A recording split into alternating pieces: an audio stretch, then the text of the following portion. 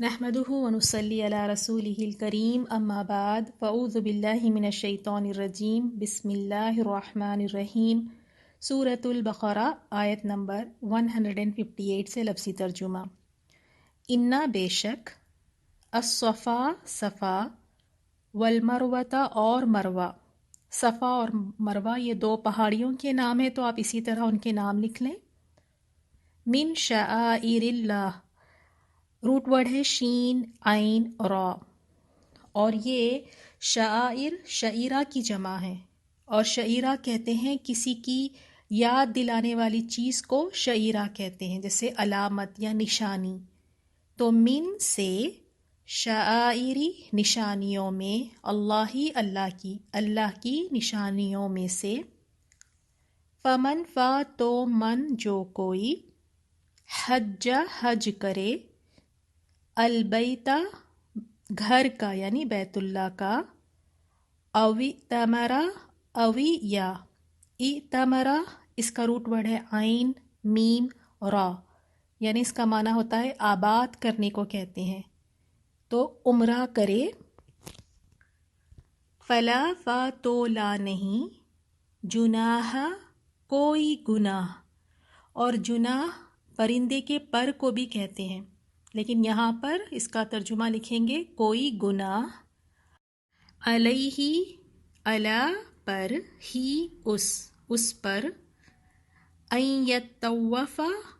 N کے، یطوف وہ طواف کرے، بہما ان دونوں کا۔ عربک میں دیکھیں لاسٹ میں یہاں پہ ہما ہے، ہم یا ہم نہیں ہے، ہما ہے، تو عربک میں اس طرح ہوتا ہے کہ دو کے لیے بھی لفظ آتا ہے، پروناؤن، جیسے ہم انگلش میں کہتے ہیں نا ڈیول جو کہتے ہیں، تو یہاں ہما دو کے معنوں میں ہے، ان دونوں کا، ومن و اور، من جو کوئی، تطوع روٹ ورڈ ہے تو واو عین، توأن کہتے ہیں خوشی سے کسی کام کے کرنے کو، تو تطوع خوشی سے جو کرے، خیرن کوئی بھی نیکی، فإن اللہ تو بے شک اللہ تعالی، شاکرن شین کاف را، اور یہ لفظ اللہ تعالیٰ کے لیے بھی آتا ہے شاکر، اور بندوں کے لیے بھی یہ لفظ آتا ہے شاکر، لیکن جب یہ لفظ اللہ تعالیٰ کے لیے آئے تو اس کا معنی ہوگا قدردان، اور اگر یہ بندوں کے لیے آئے تو شکر گزاری کے معنی میں آئے گا کہ بندہ شکر گزاری کرتا ہے، جو ملے اس پر وہ شکر ادا کرتا ہے۔ تو یہاں یہ لفظ اللہ تعالیٰ کے لیے آیا ہے، تو ہم لکھیں گے قدردان ہے، یعنی اللہ تعالیٰ اگر بندہ تھوڑی سی بھی نیکی کرتا ہے تو اللہ تعالیٰ اس تھوڑی کی بھی قدردانی کرتا ہے، تو شاکر قدردان ہے، علیم جاننے والا ہے۔ نیکسٹ آیت نمبر 159، ان الذین ان بے شک، الذین وہ لوگ جو، یکتمون کاف تا میم کتما چھپاتے ہیں، ما انزلنا ما جو انزل نازل کیا، آخر میں نون الف، یہ ضمیر پروناؤن ہے ہم نے، تو جو ہم نے نازل کیا، من البینات من سے، البینات روشن نشانیوں میں سے، والہدا اور ہدایت میں سے، من بعدی بعد اس کے، ما بیناہ ما جو بیان کی، نا ہم نے، ہو اس کو بیان کی ہم نے اس کو، للناسی لیے، ناسی لوگوں کے، فی الکتابی فی میں، الکتابی کتاب، اولئک یہی لوگ ہے، یلعنہم اللہ، اور روٹ ورڈ ہے لام عین نون، یعنی لعنت کو کہتے ہیں، اور اس کا معنی یہ ہوتا ہے کہ اللہ تعالیٰ کے قرب اور رحمت سے دور ہونا۔ تو اب اس کا ہم ترجمہ لکھتے ہیں۔ یلعنو لعنت کرتا ہے، ہم ان پر، اللہ اللہ، وَيَلْأَنُهُمْ و اور یلعنو لعنت کرتے ہیں، ہم ان پر، اللائنون لعنت کرنے والے۔ یہ پلورل میں ہے، پلورل فارم میں ہے، ایک اس کی یعنی جو سنگولر فارم میں کیا ہوگا، لائن لعنت کرنے والا، لائن، اور لائنون لعنت کرنے والے۔ تو آپ نے ایک کتاب اپنی رکھی ہے نا جہاں پر آپ واحد اور جمع سنگولر اور پلورل لکھ رہی ہیں، تو وہاں پہ لکھ لیں لائن اور لائنون۔ نیکسٹ آیت دیکھیں گے، آیت 160، اِلَّا الَّذِينَ، الا سوائے، الذین ان لوگوں کے جو، تابو جنہوں نے توبہ کی، وَأَصْلَحُوا و اور اصلحوا اصلاح کی، جو ہم اردو میں بھی یہی کہتے ہیں، وَبَيَّنُوا و اور بینوا جنہوں نے بیان کیا، فَأُولَئِکَ تو اولئک یہی لوگ ہیں، اتوبو میں مہربان ہوتا ہوں۔ ہم نے پہلے بھی سبق میں دیکھا ہے توبہ کا لفظ بھی بندوں کے لیے بھی آتا ہے اور اللہ تعالیٰ کے لیے بھی، لیکن جب یہ اللہ تعالیٰ کے لیے یہ لفظ آئے تو اس کا معنی مہربان کا ہوگا، مہربان اس کا ہم معنی لکھیں گے، اتوبو میں مہربان ہوتا ہوں، علیہم علی پر، ہم ان پر، وَأَنَا و اور انا میں، التواب تواب کہتے ہیں بار بار توبہ قبول کرنے والا، تو بار بار توبہ قبول کرنے والا، الرحیم بار بار رحم کرنے والا۔ آیت 161، ان الذین انا بے شک، الذین وہ لوگ، کفروا جنہوں نے کفر کیا، وَمَاتُوا و اور ماتو وہ مر گئے، وَهُمْ و کا ترجمہ اور ہوتا ہے، لیکن اگر ہم یہاں اس حال میں لکھیں تو زیادہ بہتر ہے، تو وا کا ترجمہ ہم لکھیں گے اس حال میں کہ، ہم وہ، اس حال میں کہ وہ، کفارن کافر کی جمع کفار، تو آپ کی سنگولر اور پلورل کی جو بک ہے واحد اور جمع کی اس میں لکھیں کافر کفار، تو کفار تھے، اولئک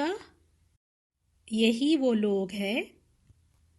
علیہم علی پر، ہم ان پر، لعنت اللہ لعنت ہے اللہ کی، والملائکتی و اور الملائکتی فرشتوں کی، والناسی و اور الناسی لوگوں کی، اجمعین سب کے سب کی۔ نیکسٹ آیت 162، خالدین ہمیشہ رہنے والے ہیں، فیہا فی میں، ہا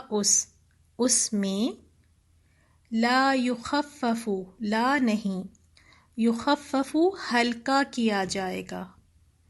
عنہم ان سے، ہم ان سے، العذاب عذاب، ولا و اور لا نہیں، ہم ینظرون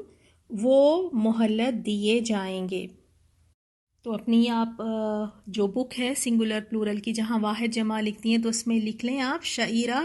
کی جمع شعائر، اور اسی طرح کافر کی جمع کفار، اور آج ہم نے جو ایک نیا لفظ سیکھا ہے شاکر، یہ لفظ اللہ تعالیٰ کے لیے بھی آتا ہے اور بندوں کے لیے بھی آتا ہے۔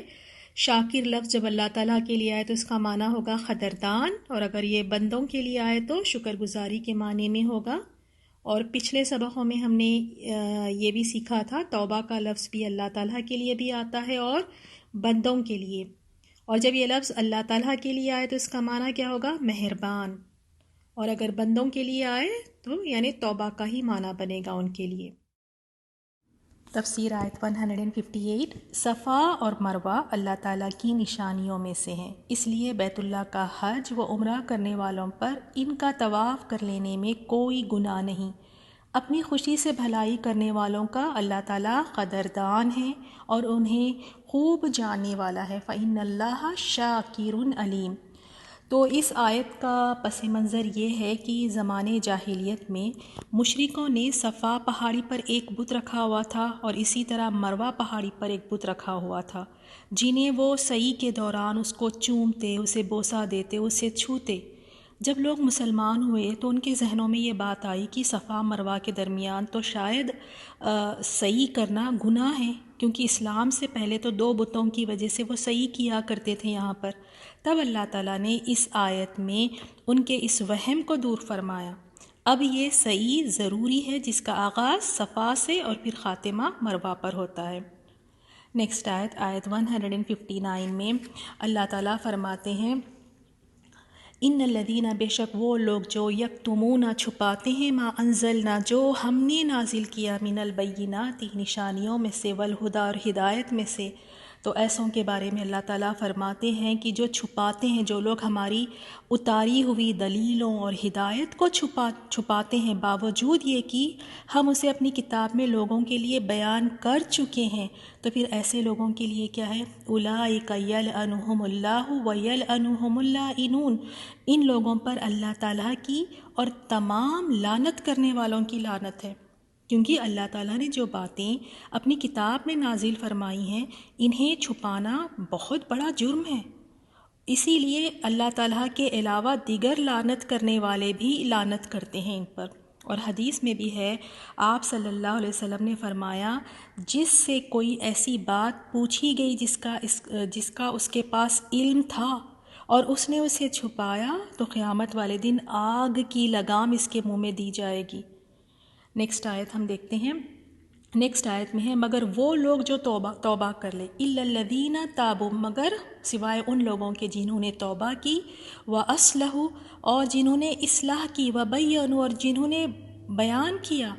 فاولئک اتوب علیہم، تو اللہ تعالیٰ فرماتے ہیں تو پھر میں ان پر مہربان ہوتا ہوں، تو میں ان کی توبہ قبول کر لیتا ہوں، اور میں توبہ قبول کرنے والا، وَأَنَا التَّوَّابُ الرَّحِيمُ، میں توبہ قبول کرنے والا اور رحم و کرم کرنے والا ہوں۔ نیکسٹ آیت میں، ان الذین کفروا، بے شک وہ لوگ جنہوں نے کفر کیا،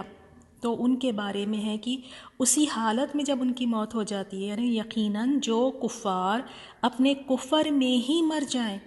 تو ایسوں کے لیے کیا ہے؟ اولئک علیہم لعنت اللہ، تو پھر ان پر اللہ تعالیٰ کی اور والملائکۃ، اور فرشتوں کی، والناس اجمعین، اور لوگوں کی، سب کے سب یعنی سارے تمام لوگوں کی لعنت اللہ تعالیٰ کی اور فرشتوں کی لعنت ہے ان پر۔